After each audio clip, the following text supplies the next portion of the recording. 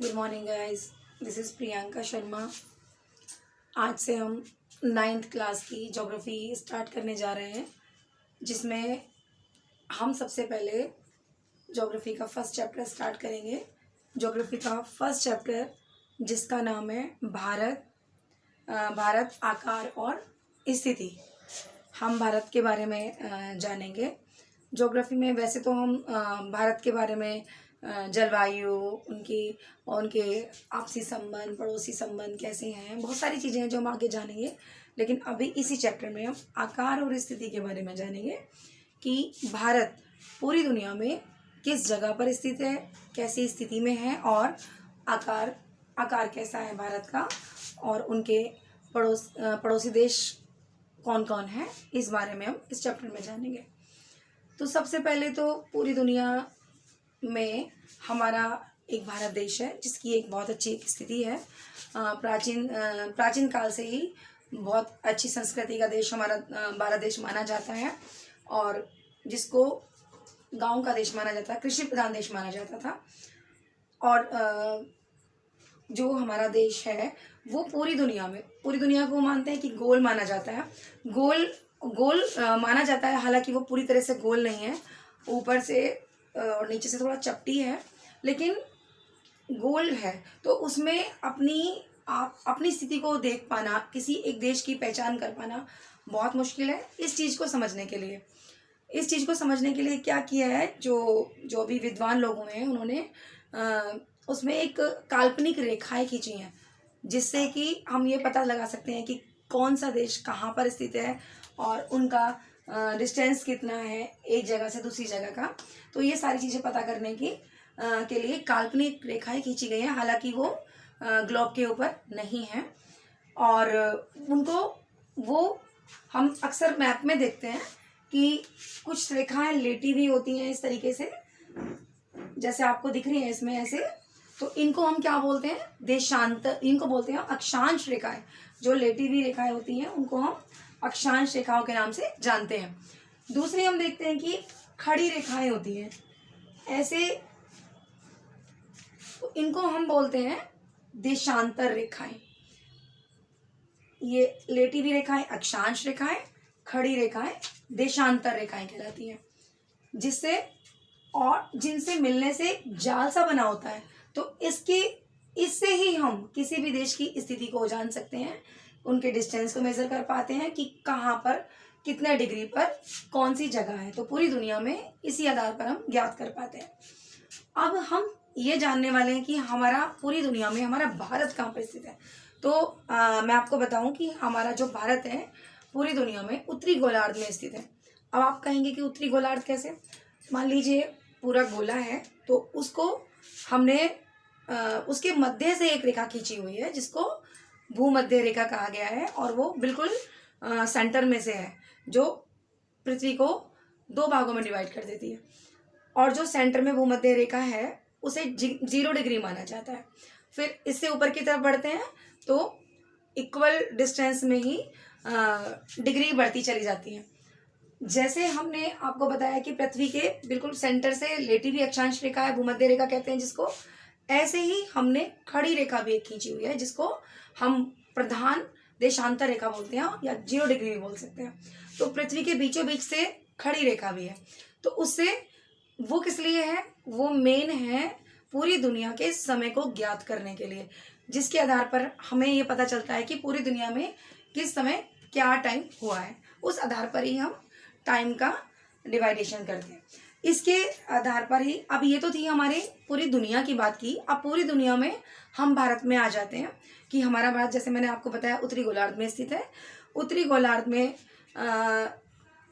स्थित है, अब यानी कि 0 डिग्री से, पृथ्वी के 0 डिग्री से भी ऊपर 8 डिग्री 4 मिनट उत्तरी अक्षांश पर नीचे वाला छोर है हमारा भारत का, यहाँ से स्थित है। और ऊपर की तरफ बढ़ते हुए 37 डिग्री 6 मिनट उत्तरी अक्षांश उत्तरी बिंदु तक, ऊपर तक जाता है। अब आप ये कहोगे कि ये उत्तरी, यहाँ पर भी उत्तरी बोल रहे हैं और यहाँ पर भी उत्तरी बोल रहे हैं। तो उत्तरी इसलिए क्योंकि ये स्थिति हमारी भारत की स्थिति बता रहे हैं पूरी दुनिया में, और जो हमने भूमध्य रेखा बताया है जो ग्लोब पर है वो काफ़ी नीचे है, तो उससे उत्तर की तरफ है ना, मतलब उत्तरी गोलार्ध में है, जिस वजह से हम ये भी उत्तरी हुआ और ऊपर भी उत्तरी हुआ। अब ऐसे ही जैसे हमने ये अक्षांश की बात करी, ऐसे ही अब देशांतर रेखा की बाट करते हैं कि हम देशांतर जो बिंदु हैं वो कैसे स्थित है। जैसे कि अभी इधर से देखिए 68 डिग्री 60 मिनट पूर्वी देशांतर, ये यहाँ से है, ये पूर्व से है, और कहाँ तक है, इधर आ जाइए 97 डिग्री 25 मिनट पूर्व देशांतर तक, ये पूर्वी बिंदु पर स्थित है। अब ये भी पूर्व, ये भी पूर्वी, क्यों? क्योंकि जैसे हमने आपको अक्षांश रेखा का बताया था कि ग्लोब में जो 0 डिग्री है वो उससे ऊपर की तरफ उत्तरी गोलार्ध में है, और जब हम इधर की तरफ आते हैं, जो हमने बताया कि आपको प्रधान देशांतर रेखा है 0 डिग्री, तो उससे पूर्व की तरफ हमारा जो भारत देश है वो स्थित है, इसलिए ये पूरब ही कहलाएगा, क्योंकि ग्लोब में ये हमारा भारत की जो स्थिति है जो 0 डिग्री वो है देशांतर, उससे पूर्व दिशा की तरफ है, इसीलिए। और ये इम्पोर्टेंट चीज़ें हैं, इनको ध्यान से याद करें, क्योंकि अक्सर किसी भी कंपटीशन की अगर आप तैयारी करते हैं तो उनमें ये पॉइंट पूछे जाते हैं, कितने डिग्री अक्षांश पर स्थित है भारत हमारा। और एक मेन बात और है इसमें याद करने के लिए कि हमारे भारत के बीच से एक रेखा खींची हुई है जिसको कर्क रेखा के नाम से जाना जाता है, और वो 23 डिग्री 30 मिनट पर स्थित है, ठीक है, 23 डिग्री 30 मिनट पे। ये भारत के बीच से गुजरने से ये भारत को 2 भागों में डिवाइड कर देती है, ठीक है। तो ये तो हमने जाना कि भारत की स्थिति कैसी थी।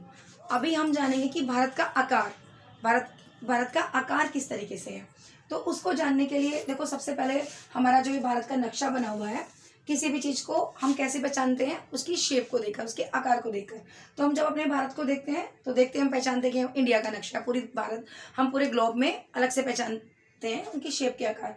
अब वो कितने क्षेत्रफल में है, सबसे पहले तो हमें ये पता होना चाहिए कि अगर हम ओवरऑल पूरा क्षेत्रफल, पूरी जमीनी क्षेत्रफल को देखते हैं तो वो कितना है, 32.8 लाख वर्ग किलोमीटर। 32.8 लाख वर्ग किलोमीटर हमारा जो क्षेत्रफल है हमारे भारत का। और अगर अब हम बात करें, अब हमारे भारत की स्थिति ऐसी है कि हमारे पास तटीय क्षेत्रफल भी है, जो तटीय सीमा है हमारी, और हमारे भारत की मैदानी क्षेत्रफल है वो भी है। तो 2 तरह के, ऊपर की तरफ जो हमारा पार्ट देखते हैं हम, यहाँ से गुजरात से लेकर इधर होते हुए यहाँ तक जाते हैं, तो ये हमारा मैदानी क्षेत्रफल कहलाता है। तो मैदानी सीमा है जहाँ पर हम, मैदानी का मतलब हम पैदल भी एक जगह से दूसरे देश के लिए जा सकते हैं, जमीनी रास्ता है, तो वो हमारा कितना कहलाता है, मुख्य स्थल भूमि हमारी 15,200 किलोमीटर ये हमारा कहलाता है। ये देखिए 15,200 किलोमीटर मुख्य स्थल सीमा हमारी ये मानी जाती है।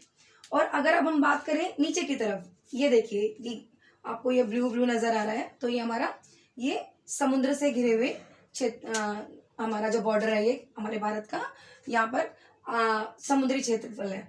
तो ये यहाँ से मानते हैं हम, यहाँ से लेकर ये पूरा इधर की तरफ आते हैं, तो ये कितना है, ये तटीय सीमा हमारी कितनी है, ये है 7,516.6 किलोमीटर माना जाता है।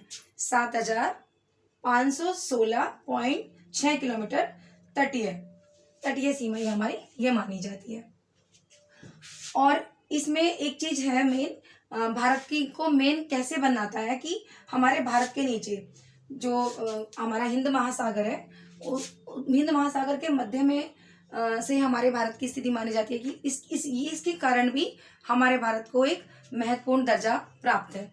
और ऊपर हमारे यहाँ पर ये हिमालय श्रृंखला है, जिसकी वजह से आवागमन में थोड़ी दिक्कतें आती हैं, लेकिन फिर भी रास्ते बने हुए हैं जिसके कारण से हमारे देश से दूसरे देश में आवागमन होता रहता है।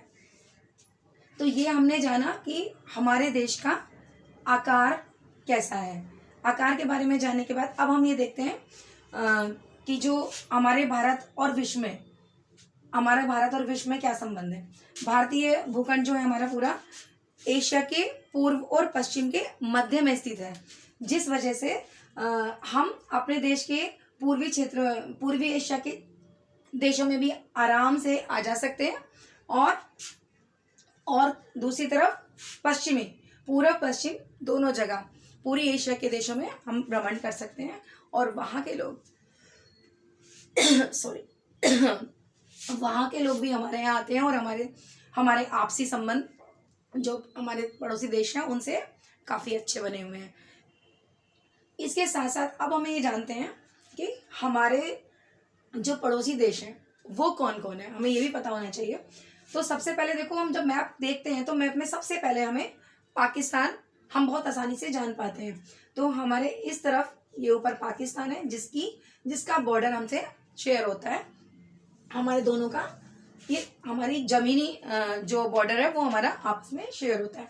इसके साथ ही आप इसके ऊपर आते हैं, यहाँ ये वाला जो पार्ट है हमारा ऊपर आप देख रहे हैं यहाँ पर, ये अफगानिस्तान है। हालांकि ये अभी हम करंट में देखें तो इस बॉर्डर हमारा अभी शेयर नहीं होता है, क्योंकि जो ये वाला हमारा कश्मीर है अभी पाकिस्तान के कब्जे में माना जाता है, पीओके कहते हैं हम जिसको। लेकिन जब वो हमारे पास वापस हो जाएगा तो तब वो हमारा डायरेक्ट हमारा अफगानिस्तान से भी बॉर्डर कनेक्ट होगा। अब इधर से हम इधर आते हैं, इस तरफ हमारा चाइना है ऊपर, तो चाइना से हमारा पड़ोसी देश हो गया। इसके बाद हम थोड़ा नीचे आते हैं तो नेपाल है, नेपाल से भी हमारा बॉर्डर कनेक्ट है। इसके बाद भूटान है हमारा पड़ोसी देश, और इधर वर्मा, म्यांमार भी बोलते हैं जिसको। और जब हम इधर आते हैं तो ये तो सभी को पता है, छोटा जो भारत की शेप में छोटा सा भारत नजर आता है, ये बांग्लादेश है, ये भी हमारा पड़ोसी देश है। तो ये तो हमने बात की जिससे हमारी तटीय सीमा जिससे हमारी स्थल सीमा, जो मुख्य स्थल भूमि है, उनके बॉर्डर शेयर हो रहे हैं। अभी हम नीचे आते हैं, दो देश हमारे ऐसे हैं जो हमारे पड़ोसी देश हैं, जिनकी हमारी समुद्री सीमा हमसे बॉर्डर शेयर करती है, जिसमें कि ये देखिए नीचे आते हैं हम, श्रीलंका है। श्रीलंका के साथ साथ इधर आते हैं हम लक्षद्वीप के नीचे, हमारा मालदीव एक पड़ोसी देश है। तो एक तो मालदीव हुआ, एक श्रीलंका हुआ, ये दोनों मिलकर हमारे समुद्री बॉर्डर शेयर होता है हमारा आपस में। तो इस तरीके से हमने जाना कि हमारे भारत के पड़ोसी देश कैसे हैं, कौन कौन से हैं, और इनके हमारे संबंध कैसे हैं, कि इनसे हमारा हमारा आदान प्रदान चीज़ों का, हमारे विचारों का, हमारी वस्तुओं का आदान प्रदान होता रहता है आपस में। तो इसके साथ साथ अब हमने ये जाना कि हमारा भारत कैसा है, भारत की स्थिति कैसी है, भारत का आकार कैसा है, भारत के पड़ोसी देश कौन कौन से हैं, और उनका हमारा रिलेशन कैसा है। हाँ तो बच्चों, अभी आज हमने पूरा चैप्टर कंप्लीट किया, जिसके बारे में हमने मुख्य जानकारियाँ प्राप्त की। आप उसके साथ साथ अभी हमें उसके क्वेश्चन आंसर सोल्व कर रहे हैं, जिसमें कि हम ये देखते हैं कि आपने कितना चैप्टर समझा। तो अभी इसमें सबसे पहले हम करेंगे मल्टीपल चॉइस क्वेश्चन आंसर करेंगे, जिसमें मुझे लगता है कि आप बहुत आसानी से जवाब दे पाएंगे। जैसे सबसे पहले हम करते हैं मल्टीपल चॉइस में, कर्क रेखा किस राज्य से नहीं गुजरती। अब हमने आपको बताया था, जब हमने चैप्टर समझाया था तो आपको बताया था कर्क रेखा भारत के मध्य से गुजरती है। तो अब इसमें क्वेश्चन पूछा है इन्होंने कि किस राज्य से नहीं गुजरती। मैं आपको ऑप्शन देती हूँ, आप बताएंगे, राजस्थान, उड़ीसा, छत्तीसगढ़ या त्रिपुरा। तो अभी हम कर्क रेखा देखते हैं, मध्य से गुजर रही है, तो राजस्थान, उड़ीसा, छत्तीसगढ़, त्रिपुरा। तो इसमें जब ये यहाँ से जा रही है, वहाँ तक पहुँच रही है, तो उड़ीसा बीच में नहीं पड़ रहा, तो या इसका आंसर होगा उड़ीसा। दूसरा मल्टीपल चॉइस आता है, भारत का सबसे पूर्वी देशांतर कौन सा है। भारत का सबसे पूर्वी देशांतर कौन सा है, आपको मैं ऑप्शन देती हूँ। 97 डिग्री 25 मिनट पूर्व, नंबर 2 68 डिग्री 7 मिनट पूर्व। नंबर 3 77 डिग्री 6 मिनट पूर्व। नंबर 4 82 डिग्री 32 मिनट पूर्व। इनमें से कौन सा आंसर सही लग रहा है आपको? देखिए, सबसे पहला पूछा है ना कि भारत का सबसे पूर्वी देशांतर कौन सा है, तो पूर्वी देशांतर इस तरफ हुआ, तो ये यहाँ पर ये जो हमने पढ़ा था आपको जब समझाया था 97 डिग्री 25 मिनट पूर्व देशांतर। ठीक है, ये इसका करेक्ट आंसर है। अभी नंबर 3 पर हम चलते हैं। उत्तराखंड, उत्तर प्रदेश, बिहार, पश्चिमी बंगाल और सिक्किम की सीमाएं किस देश को छूती हैं? क्या बोला मैंने? उत्तराखंड, उत्तर प्रदेश, बिहार, पश्चिमी बंगाल और सिक्किम की सीमाएं किस देश को छूती हैं, यानी कि जो हमारा ये सारे हमारे भारत के जो राज्य हैं कौन से पड़ोसी देश से टच हो रहे हैं। तो अभी हम इस वाले एरिया में आ जाते हैं। ये देखो सिक्किम है यहाँ पर, उत्तराखंड ये रहा हमारा, और क्या पूछा है इन्होंने? उत्तर प्रदेश। ये सारी चीजें इन्होंने पूछी हैं। तो अब हमें दिख रहा है ये सारा पोर्शन ये इस जगह में स्थित है। तो यहाँ पर हमारा कौन सा पड़ोसी देश आ रहा है? नेपाल। तो यहाँ पर इसका आंसर होगा नेपाल। ठीक है, अब इसके साथ साथ अब हम आते हैं नेक्स्ट क्वेश्चन पे। ग्रीष्म अवकाश में आप यदि कवरत्ती जाना चाहते हैं तो किस केंद्र शासित क्षेत्र में आप जाएंगे? ठीक है, तो इन्होंने केंद्र शासित जो क्षेत्र हैं उनके नाम बताए हैं। Number 1 Puducherry, number 2 Lakshadweep, number 3 Andaman और निकोबार, नंबर 4 दीव और दमन। तो अब इसमें हमें यहाँ पर ये हमारा जो नीचे वाला पार्ट है तटीय सीमा है यहाँ पर है, तो यहाँ इसका आंसर आएगा लक्षद्वीप। हमारा ये जो अरब सागर है यहाँ पर स्थित है लक्षद्वीप, जो कि हमारा केंद्र शासित प्रदेश माना जाता है। ठीक है, यहाँ पर अभी अगला क्वेश्चन आता है हमारा। मेरे मित्र एक ऐसे देश के निवासी हैं जिस देश की सीमा भारत के साथ नहीं लगती है, आप बताइए वह कौन सा देश है? आपके ऑप्शन है number 1 Bhutan, number 2 Tajikistan, number 3 Bangladesh और नंबर 4 नेपाल। तो इसमें राइट आंसर है तजाकिस्तान। तो ये थे हमारे मल्टीपल चॉइस। और अभी हम आते हैं वेरी शॉर्ट क्वेश्चंस पे, जिसमें से नंबर 1 क्वेश्चन आपके लिए आप मुझे लगता है कि आप जवाब दे पाएंगे क्योंकि आपने अभी चैप्टर बहुत अच्छे से समझा है। तो कोशिश करेंगे कि आप अपने मन में सोचें। अरब सागर तथा बंगाल की खाड़ी में स्थित द्वीप समूह के नाम बताइए। दक्षिण में कौन कौन से द्वीपीय देश हमारे पड़ोसी हैं? हमने अभी थोड़ी देर पहले पढ़ा था अरब सागर। ये देखिए यहाँ पर ये अरब सागर है, हमने मैप में आपको दिखाया था। तो अरब सागर और इधर अरब सागर है और इस तरफ क्या था, कौन सा है? मैंने आपको बताया था बंगाल की खाड़ी। तो इन्होंने क्वेश्चन में पूछा है अरब सागर में और बंगाल की खाड़ी में, उन दोनों में पूछा है कि कौन से हमारे द्वीपीय देश हैं।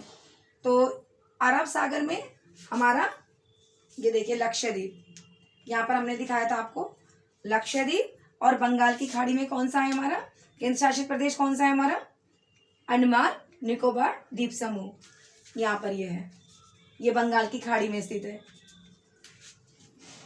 और अगर हम बात करें पड़ोसी देश की तो वो कौन से हैं? हमने यहाँ पर ये देखिए श्रीलंका इधर है और इधर इस तरफ आते हैं तो लक्षद्वीप के नीचे मालदीव हमारा पड़ोसी देश है। ये हमारे द्वीपीय देश माने जाते हैं। अब हम आते हैं नेक्स्ट क्वेश्चन पे। अगला प्रश्न है उन देशों के नाम बताइए जो क्षेत्रफल में भारत से बड़े हैं। क्या क्वेश्चन है? उन देशों के नाम बताइए जो क्षेत्रफल में भारत से बड़े हैं। जैसे मैंने आपको बताया था जब चैप्टर पढ़ाया था कि भारत हमारा क्षेत्रफल के अकॉर्डिंग 7वें स्थान पर है। तो 7वें स्थान का मतलब उससे पहले और देश हैं जिनका क्षेत्रफल बड़ा है, तो उनके नाम कौन कौन से हैं? वो देश हैं क्षेत्रफल के हिसाब से विश्व रूस, कनाडा, ब्राज़ील, संयुक्त राज्य अमेरिका, चीन तथा ऑस्ट्रेलिया। और ये देश जो हैं भारत के क्षेत्रफल से बड़े हैं। अभी नेक्स्ट प्रश्न पे आते हैं हम। हमारे उत्तरी पश्चिमी, उत्तरी तथा उत्तरी पूर्वी पड़ोसी देशों के नाम बताइए। अब इसमें हम उत्तरी पश्चिमी और उत्तरी तथा उत्तरी पूर्वी पड़ोसी देश हमने जैसे पढ़ा था। सबसे पहले हमने आपको जब बताया था अपने पड़ोसी देश के बारे में, जो हमारे जो मुख्य स्थल भूमि है वहाँ पर सबसे पहले हमने आपको बताया था जो पूर्व की तरफ था पाकिस्तान। सबसे पहले पाकिस्तान यहाँ पर है आपका, और इसके साथ साथ फिर हमने पश्चिमी पड़ोसी देश इधर आते हैं, उत्तरी पश्चिमी पड़ोसी देश में आते हैं। इधर से इधर आ गए तो इधर हमारा नेपाल है, इधर नेपाल आ गया आपका, और नेपाल, चाइना और भूटान, ये सारे हमारे उत्तरी पूर्वी क्षेत्र में आते हैं। तो ये हमारे अगर हम डायरेक्शन के हिसाब से देखें तो हमने ये इधर पाकिस्तान हो गया, इधर हमारा नेपाल, चाइना और भूटान। अब हम नेक्स्ट क्वेश्चन पे आते हैं। नेक्स्ट क्वेश्चन है हमारा, भारत के किन किन राज्यों से कर्क रेखा गुजरती है? हमने जैसे आपको पढ़ाया था, जब लेसन समझाया था तो उसमें हमने बताया था कि भारत के मध्य से कर्क रेखा गुजरती है, जो कि हमने बताया था 23 डिग्री 30 मिनट से गुजरती है, जो भारत को 2 हिस्सों में बांट रही है, डिवाइड कर रही है। तो इसमें पूछा कि वो कौन कौन से राज्य से गुजर रही है, तो मध्य से गुजर रही है। सबसे पहले तो हमें यही पता चल जाता है कि मध्य से गुजर रही है, हमारा मध्य प्रदेश भारत के मध्य में है, तो एक तो मध्य प्रदेश हो गया जहाँ से वो गुजर रही है ना। सबसे पहले तो हमें यही पता चल जाता है, और उस फिर इधर से स्टार्ट हो रही है तो राजस्थान से स्टार्ट हो रही है, गुजरात से स्टार्ट हो रही है, राजस्थान पड़ रहा है, फिर मध्य प्रदेश पड़ रहा है, फिर छत्तीसगढ़ पड़ रहा है हमारा, फिर झारखंड भी आ रहा है, पश्चिमी बंगाल आ रहा है, त्रिपुरा आ रहा है, त्रिपुरा के साथ साथ फिर मिजोरम लास्ट में, मिजोरम तक हमारी ये पूरी कर्क रेखा गुजरती है। तो कुल मिलाकर हमने देखा कि 8 राज्यों से, भारत के 8 राज्यों से कर्क रेखा गुजरती है। तो अभी हम आगे चलते हैं। अगला क्वेश्चन हमारा है, अगले क्वेश्चन में आ रहा है, सूर्योदय अरुणाचल प्रदेश के पूर्वी भाग में गुजरात के पश्चिमी भाग की अपेक्षा 2 घंटे पहले क्यों होता है, जबकि दोनों राज्यों में घड़ी एक ही समय दर्शाती है? तो बिल्कुल सही बात है कि जब हमने आपको बताया था समय के बारे में, मानक देशांतर के बारे में बताया था कि जो भारत का समय डिसाइड करती है, तो उसके आधार पर ही हमने बताया था कि अरुणाचल प्रदेश में 2 घंटे पहले सूरज निकलता है और गुजरात में 2 घंटे बाद चमकता है। मान लीजिए अगर यहाँ 6 बजे सूर्योदय हो रहा है तो यहाँ पर 8 बजे वो दिखना चाहिए। भाई अंतर है, जब 2 घंटे का अंतर है तो लेकिन घड़ी में इधर भी 6 बज रहे हैं और इधर भी 6 बज रहे हैं, तो वो किस तरीके से, वो क्यों? तो उसी के लिए समय घड़ी में एक ही समय दिखाई दे, उसके लिए मानक देशांतर बनाया गया, जिससे कि चाहे समय में कितना भी अंतर हो लेकिन घड़ी में एक ही समय दिखाई दे। तो इसको हम कैसे पता करेंगे? भारत का मानक समय 82 डिग्री 30 मिनट पूर्व देशांतर से तय होता है, जो हमने आपको बताया था, ठीक है। और ये जो हमने बताया था ये मानक, ठीक है। इसके अनुसार देश के सभी क्षेत्रों की घड़ियां एक ही समय बताती हैं। सूर्य सबसे पहले पूर्व में दिखाई देता है, अतः अरुणाचल प्रदेश में ये 6 बजे निकल जाता है, जबकि गुजरात में 8 बजे दिखाई देता है। परंतु मानक समय के अनुसार अरुणाचल प्रदेश और गुजरात दोनों की घड़ियां 6 ही बज रहे होते हैं, दोनों की घड़ियों में 6 ही बज रहे होते हैं। अरुणाचल प्रदेश में होने के कारण समय की दृष्टि से आगे है तथा गुजरात पश्चिम में होने के कारण पीछे। ऐसा स्थानीय समय की भिन्नता के कारण होता है। इस भिन्नता को देश का मानक समय, जो हमने भी समझाया आपको, वो उसको समय के डिस्टेंस को दूर करता है। अभी हम अगले क्वेश्चन में आते हैं। अगला क्वेश्चन है हमारा, हिंद महासागर में भारत की केंद्रीय स्थिति से इसे किस प्रकार लाभ प्राप्त हुआ है। जैसे हमने जब चैप्टर का एंड किया था तब हमने आपको बताया था कि जो हमारा भारत है हिंद महासागर के केंद्र में स्थित है, जिससे उस एक विशेष दर्जा प्राप्त किया है हमारे भारत ने, जिससे उसको बहुत सारे लाभ हैं। तो इस क्वेश्चन में हमें वही बताने हैं जो हमने पॉइंट तब देखे थे। इसमें भारत के उत्तर में पूर्व राज्य हिमालय इसके शुभ्र मुकुट के समान शोभायमान है। कहते हैं ना कि हमारा जो हिमालय पर्वत शीर्ष पर है तो वो हमारे भारत का मुकुट है, ताज है हमारा। तो और जो दक्षिण में, जब हम साउथ की तरफ आते हैं तो दक्षिण में हिंद महासागर, जिसको हम बोलते हैं कि भारत के चरण पखार रहा है, वो हमारे भारत के चरण धो रहा है। तो इस रूप में हम मानते हैं। तो हिंद महासागर के शीर्ष पर स्थित भारत इसमें अपनी केंद्रीय स्थिति रखता है। इसमें केंद्रीय स्थिति में से भारत में निम्न प्रकार के लाभ हैं, क्योंकि वो केंद्र में होने के कारण उसको बहुत सारे लाभ हैं। सबसे पहले तो जब वो केंद्र में है तो अब आराम से वो अपने दोनों साइड विदेशी जो हमारे देश हैं उनसे संपर्क अच्छे से कर पाता है। वहाँ पर लेन देन, आयात निर्यात, और वहाँ की सभ्यता, वहाँ की संस्कृति और वहाँ के जो विचार हैं और वहाँ की जो वस्तुएं हैं उनका आदान प्रदान बहुत आसानी से कर पाता है। और जल मार्ग से भी हमारे आपस में संबंध अच्छे बने हुए हैं। हिंद महासागर में केंद्रीय स्थिति के कारण प्राचीन काल से ही भारत का जो संपर्क है वो ऑस्ट्रेलिया, अफ्रीका, एशिया के अनेक देशों के साथ रहा है, शुरू से रहा है। तो पूर्व से पश्चिम और पश्चिम से पूर्व जाने वाले जहाज इनकी केंद्रीय भौगोलिक स्थिति के कारण ही भारत से होकर गुजरते हैं। और केंद्रीय स्थिति ने भारत को महासागरीय जलमार्ग की सुविधाएं जुटाकर यहाँ सांस्कृतिक, आर्थिक और सामाजिक क्षेत्रों में अभिवृद्धि करने का सुनहरा अवसर भी दिया है।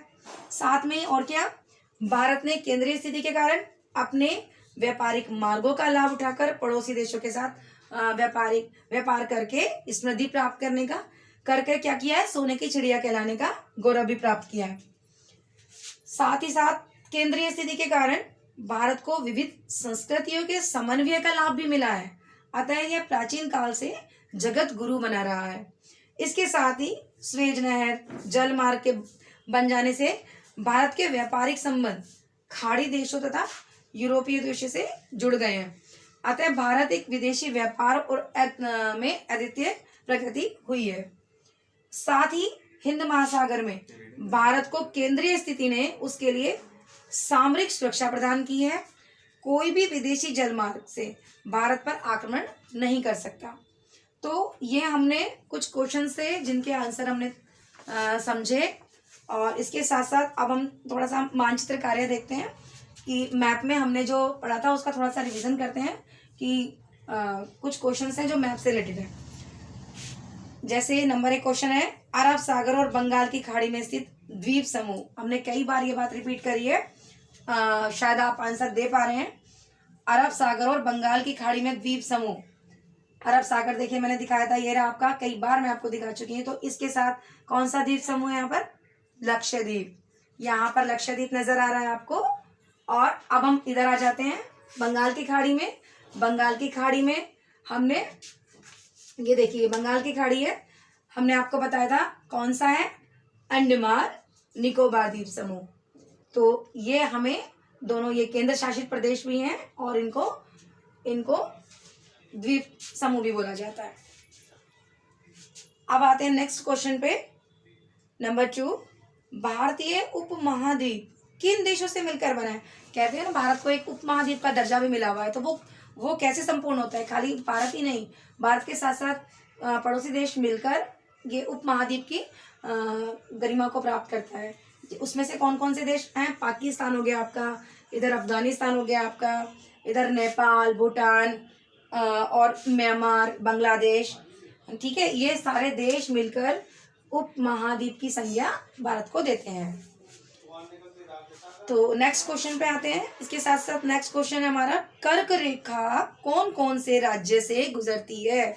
हमने अभी पहले भी ये क्वेश्चन मल्टीपल चॉइस में किया था। कर्क रेखा मैंने आपको बताया था कि हमारे जो मध्य से रेखा गुजर रही है कर्क रेखा, वो 8 राज्य से होकर गुजरती है।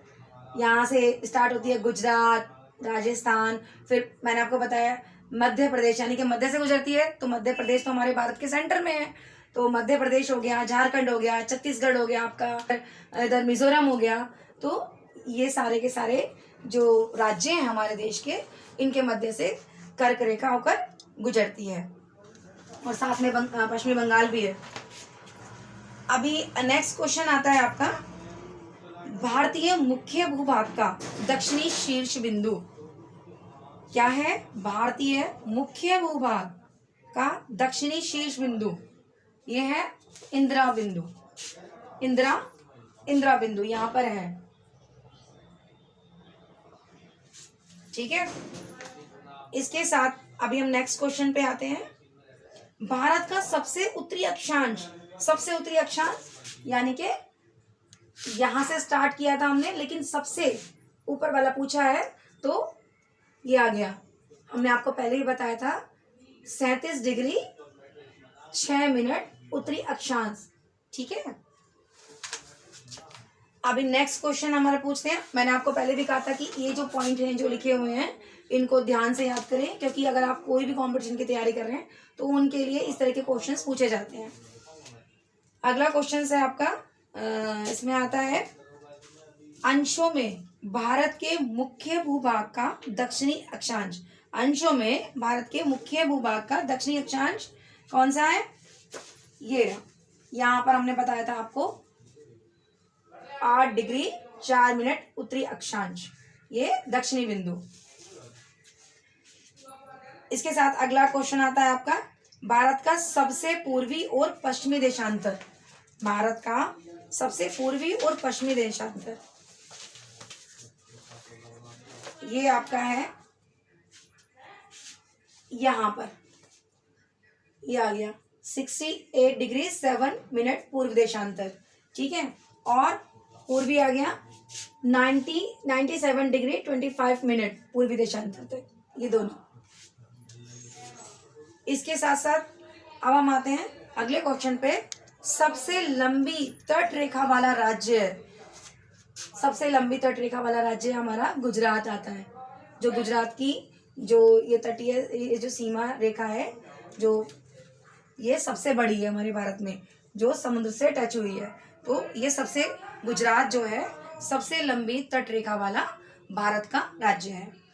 नेक्स्ट क्वेश्चन पे आते हैं, भारत और श्रीलंका को अलग करने वाली जल संधि कौन सी है? तो ये भारत और ये देखो ये श्रीलंका है, इन दोनों को अलग करने वाली जो जल संधि है उसको क्या बोला जाता है? पाक जल संधि बोला जाता है। यहाँ पर पाक जल संधि है, इन दोनों को जो अलग करती है। नजर आ रहा है ना आपको? यहाँ पर ये देखो श्रीलंका है और ये इधर भारत है, तो इन दोनों को अलग करने के लिए पाक जल संधि है। इसके साथ साथ अभी आखिरी और लास्ट क्वेश्चन आपके लिए, भारत के केंद्र शासित प्रदेश। आप सभी जानते हैं हमारे भारत को 28 राज्य और 8 केंद्र शासित राज्यों में डिवाइड किया गया है, जबकि पहले जो केंद्र शासित थे वो 9 थे, लेकिन अभी 8 हैं।